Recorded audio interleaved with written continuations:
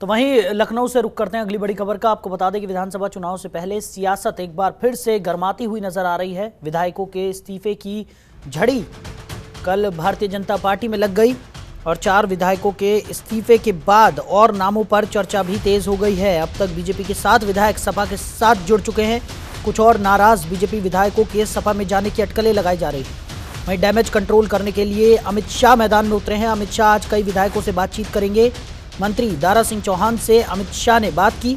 जल्दबाजी में कोई फैसला न लेने की सलाह भी दी गई।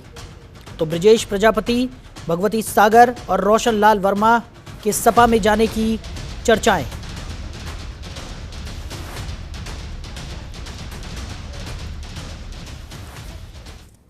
मैं ये भ्रम दूर कर दूं, बेटे और बेटी के लिए पिताजी कभी ना प्रेशर बनाए हैं किसी के ऊपर, बल्कि पार्टी ही 2012 में मुझको विधानसभा का टिकट दी, 2017 में भी विधानसभा का टिकट मुझको दी और बहन जी को भी पार्टी ने ही टिकट दिया है। जब उनके पास कोई कैंडिडेट नहीं मिलते थे तो बहन जी को ही टिकट देने का काम किया, देकर उनको लोकसभा चुनाव लड़ाया गया था।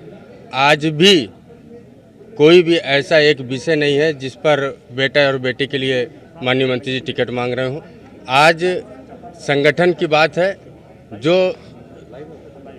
संगठन हमेशा सामाजिक स्तर पे और दलित पिछड़ों के लिए हमेशा काम किया है, आज अगर उसकी उपेक्षा होगी तो जाहिर सी बात है कहीं ना कहीं परिवर्तन जरूर दिखेगा आपको। अपने अभी इस्तीफा में पिताजी ने भी आप लोगों के बीच में प्रेस नोट हुआ ही है, उसमें पूरी साफ चीज़ दिखे दी है। तो और आज गए भी थे, मुलाकात करी, तो क्या आप... मैं अभी सीधे क्षेत्र से आ रहा हूँ और आपके बीच में अभी आया हूँ, अभी अंदर तक नहीं गया हूँ।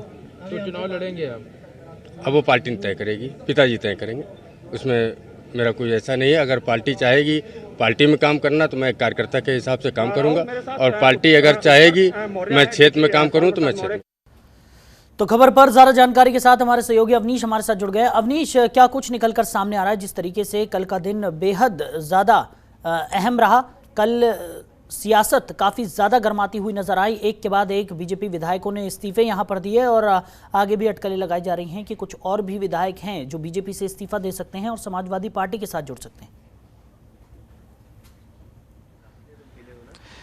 जी बिल्कुल, देखिए विधानसभा चुनाव नजदीक आते आते अभी पहले चरण के उम्मीदवारों के नाम भी नहीं आए थे और उससे पहले जो दल बदल की जो हलचल है वो तेज हो चुकी है और स्वामी प्रसाद मौर्य के रूप में देखा गया कि स्वामी प्रसाद मौर्य ने मंत्रिमंडल से इस्तीफा दे दिया। उनके साथ करीब 3 विधायकों ने भारतीय जनता पार्टी की सदस्यता से इस्तीफा दे दिया। तो साफ है कि जो जिसका टिकट कटने का डर है या कोई अलग संभावनाएं हैं तो उन संभावनाओं को लेकर वह अलग दल में जा सकता है। हालांकि 14 जनवरी को यह तस्वीर साफ हो जाएगी कि स्वामी प्रसाद मौर्य अपने कुनबे के साथ कहां पर जाने वाले हैं।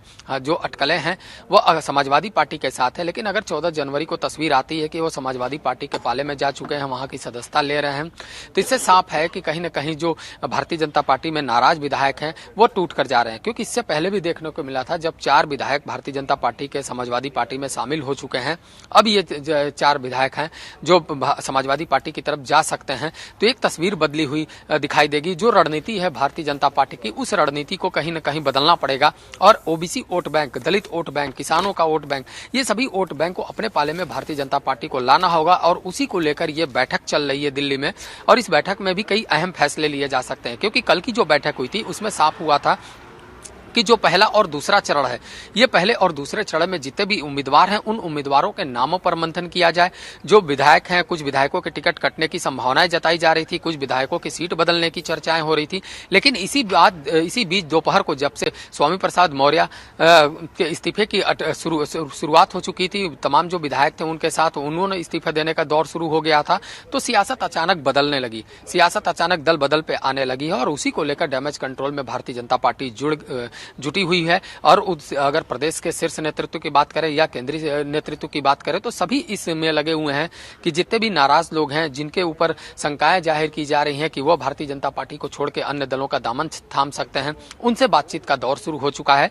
और इसी दौर में बात करें तो खुद मंत्री दारा सिंह चौहान पर अटकलें लगाई जा रही थी कि वह भारतीय जनता पार्टी मंत्रिमंडल से वो भी इस्तीफा दे सकते हैं, वो भी दूसरे दल में जाकर अपनी किस्मत आजमा सकते हैं, उनके साथ और भी विधायक हो सकते हैं। इसी की तरह धर्म सिंह सैनी पर बात आ रही थी, लेकिन धर्म सिंह सैनी ने अपना वीडियो जारी किया। उस वीडियो में उन्होंने साफ कहा है कि उनकी निष्ठा भारतीय जनता पार्टी के साथ है स्वामी प्रसाद मौर्य उनके बड़े भाई हैं, उनके शुभचिंतक हैं, लेकिन ऐसे में उन्होंने लिस्ट में धर्म सिंह सैनी का नाम कैसे डाला ये उन्हें नहीं पता, उनसे कोई बातचीत नहीं हुई। उसी तरीके की तस्वीर साफ की है दारा सिंह चौहान ने भी अपनी तरफ से साफ कहा है कि वो भारतीय जनता पार्टी के साथ हैं, उनकी शीर्ष नेतृत्व से भी बात हुई है, वो किसी प्रकार की नाराजगी नहीं लेना चाहते हैं, किसी प्रकार से नाराज नहीं है। लेकिन जो तस्वीर है वो 14 तारीख को स्पष्ट होगी कि आखिर कौन कौन लोग जाने वाले हैं, क्योंकि लगातार अगर बात करें तो स्वामी प्रसाद मौर्य भी कल सुबह ये कहते हुए दिखाई दिए थे कि वो कहीं नहीं जा रहे हैं, वो भारतीय जनता पार्टी में बने हुए हैं। लेकिन जो तस्वीर है अचानक से दोपहर में बदल गई जब उन्होंने मंत्रिमंडल से इस्तीफा दे दिया। उनके जो प्रतिनिधि हैं वो राजभवन जाते हैं, राजभवन जाकर वह बयान देते हैं और पत्र लेकर जाते हैं कि उन्होंने स्वामी प्रसाद मौर्य ने मंत्रिमंडल से इस्तीफा दे दिया है, उनके साथ 3 विधायकों ने भी इस्तीफा दे दिया है। तो एक जो दौर है वो दौर की शुरुआत हो चुकी है और ये पहले से अटकलें लगाई जा रही थी कि जैसे जैसे विधानसभा चुनाव नजदीक आएगा वैसे जिन विधायकों को टिकट कटने की संभावनाएं होंगी भारतीय जनता पार्टी के, वो समाजवादी पार्टी के पाले में जा सकते हैं, बहुजन समाज पार्टी के पाले में जा सकते हैं। वहीं जिन संभावित जो प्रत्याशी हैं समाजवादी पार्टी के हों या बहुजन समाज पार्टी के हों, उनका अगर कटता है टिकट तो वह दूसरे दलों का दामन थाम सकते हैं, भारतीय जनता पार्टी का दामन थाम सकते हैं।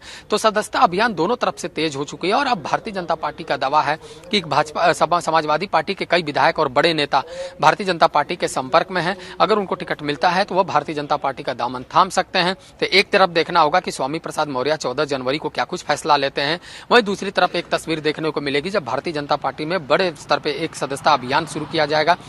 उस सदस्यता अभियान में कई विधायक और एमएलसी और तमाम जो बड़े नेता हैं वो भारतीय जनता पार्टी का दामन थाम सकते हैं। तो चुनौतियां दोनों तरफ हैं, तैयारी दोनों तरफ है और जो बयानबाजी है वो भी दोनों तरफ से की जा रही है। लेकिन फिलहाल जो सबसे अच्छा रूप देखने को मिल रहा है वह साफ है कि जो शीर्ष नेतृत्व है भारतीय जनता पार्टी का वो डैमेज कंट्रोल करता हुआ दिखाई दे रहा है और उसी के तहत तमाम जो शीर्ष नेता हैं वो अलग अलग विधायकों से बातचीत का दौर शुरू कर चुके हैं। अवनीश, वहीं अगर बात की जाए जिस तरीके से लगातार देखने को मिल रहा है कि चुनौती दोनों तरफ है, लेकिन बात अगर की जाए तो अखिलेश यादव के लिए कहीं ना कहीं ये एक अवसर भी है, क्योंकि जिस तरीके से कल मुलाकातों का दौर देखने को मिला, शिवपाल यादव के घर की बात करें तो वहां पर जिस तरीके से अखिलेश यादव पहुंचे थे, साथ ही साथ बात की जाए तो समाजवादी पार्टी के मुख्यालय पर मुलायम सिंह यादव पहुंचे थे, वहां पर भी कई विधायकों के साथ बातचीत की गई, कई कार्यकर्ताओं के साथ बातचीत की गई और लगातार एक संदेश देने की कोशिश यहां पर समाजवादी पार्टी की तरफ से की जा रही है कि परिवार में जो भी कुछ अड़चनें थी वो सब अब खत्म होती हुई नजर आ रही हैं और एकजुट होकर परिवार इस चुनाव में उतर रहा है। साथ ही साथ तमाम जो बड़े नेता हैं उन्हें भी यहां पर शामिल किया जा रहा है भारतीय जनता पार्टी को पटखनी देने के लिए। और अखिलेश यादव कई मंचों से पहले भी ये क्लियर कर चुके हैं कि वो किसी भी गठबंधन के लिए तैयार हैं, जो भी भारतीय जनता पार्टी के खिलाफ हैं उन सबको वो एकजुट कर इस बार चुनाव के मैदान में उतरने वाले हैं। तो एक बड़ा अवसर भी यहाँ पर कहा जा सकता है कि एक तरफ परिवार भी एक हो रहा है, दूसरी तरफ जनता के बीच भी यहाँ पर समाजवादी पार्टी अपनी पैठ बनाती हुई नजर आ रही है। दूसरी तरफ भारतीय जनता पार्टी के लिए एक बड़ी चुनौती यहाँ पर है, क्योंकि स्वामी प्रसाद मौर्य ने जिस तरीके से कल इस्तीफा दिया है, एक बड़े नेता का ऐसे समय पे पार्टी को छोड़कर चले जाना और उनके साथ तमाम बड़े बड़े जो कई विधायक हैं वो भी इस्तीफा लगातार देते हुए नजर आ रहे हैं। तो बड़ी चुनौती तो यहाँ पर भारतीय जनता पार्टी के लिए हुई। जी बिल्कुल, देखिए विधानसभा चुनाव जो 2022 का है उसमें साफ दो चीजें देखने को मिलेंगी। दो होगा, एक भारतीय जनता पार्टी के लिए प्रतिष्ठा बचाने की, वही समाजवादी पार्टी को अपनी साख बचाने की। यानी साफ है कि जो चुनौतियां हैं, जो लड़ाई है वो समाजवादी पार्टी और भारतीय जनता पार्टी के साथ है। तो साफ है कि जितने भी नाराज नेता हैं, जितने भी नाराज विधायक हैं वो भारतीय जनता पार्टी छोड़कर समाजवादी पार्टी की ओर रुख कर रहे हैं। कई भाजपा नेताओं ने समाजवादी पार्टी का दामन थामा है, तो वही समाजवादी पार्टी से भी कई नाराज नेताओं ने भारतीय जनता पार्टी का दामन थामा है। तो साफ है कि 2022 की जो चुनाव है वो कई तस्वीरें बयां करेगी। एक होगा कि भारतीय जनता पार्टी अपनी प्रतिष्ठा बचाए, क्योंकि 5 सालों में उन्होंने दावा किया है कि उन्होंने सिर्फ और विकास का काम किया है, उन्होंने जितने भी योजनाएं हैं लोगों को योजनाओं से जोड़ने का काम किया है और उन्होंने अपने संगठन को साथ लेकर चलने का काम किया है। क्योंकि अगर प्रारूप के मामले में देखा जाए तो भारतीय जनता पार्टी का संगठन बहुत ही बड़ा है, डबल इंजन की सरकार है, केंद्र में उनकी सरकार है, राज्य में उनकी सरकार है, उनके पास संगठन है, उनके पास बूथ पे लोग हैं, पन्ना प्रमुख के रूप में तैनाती दी गई है। है। वहीं अगर समाजवादी पार्टी की बात करें तो 2017 में उनके पास मात्र 47 विधायक थे, बड़ी संख्या घटी हुई थी और उसी संख्या को आगे बढ़ाने की ओर उनकी तरफ बड़ी चुनौती है, क्योंकि 2022 के विधानसभा चुनाव में अगर वह संख्या घटती है तो कहीं ना कहीं साख पे सवाल उठेगा। ऐसे में उस साख को बचाने के लिए समाजवादी पार्टी ने फैसला किया था कि वह किसी भी दल से गठबंधन कर सकते हैं, जो भी गठबंधन समाजवादी पार्टी से गठबंधन करना चाहता है वो आ सकता है। लेकिन इस तरीके का गठबंधन पहली बार नहीं है। 2017 के विधानसभा चुनाव में समाजवादी पार्टी और कांग्रेस का गठबंधन देखने को मिला था, उसमें भी पटखनी मिली थी समाजवादी पार्टी को। उसके बाद जो सबसे बड़ा गठबंधन देखने को मिला था वो 2019 के लोकसभा चुनाव में, यानी बहुजन समाज पार्टी और समाजवादी पार्टी मिलकर साथ चुनाव लड़े थे, उसके बाद भी नाकामयाबी हासिल हुई थी। तो उसी तरीके से अगर देखा जाए तो ओबीसी, दलित और तमाम अलग अलग वर्गों को साथ जोड़ने की जो मुहिम चल रही है, जो दावा किया जा रहा है कि हर वर्ग उनके साथ है, ऐसे में अगर समाजवादी पार्टी और बहुजन समाज पार्टी एक साथ थी तब जो सियासत होती है, जो समीकरण बनते थे वो इनके पक्ष में जाता हुआ दिखाई दे रहा था। लेकिन जब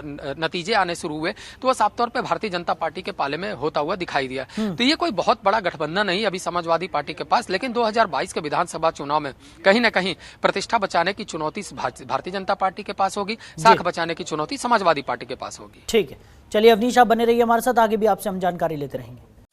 खबरों के निष्पक्ष विश्लेषण के लिए सब्सक्राइब करें Jantantra TV and press the bell icon. Never miss any update.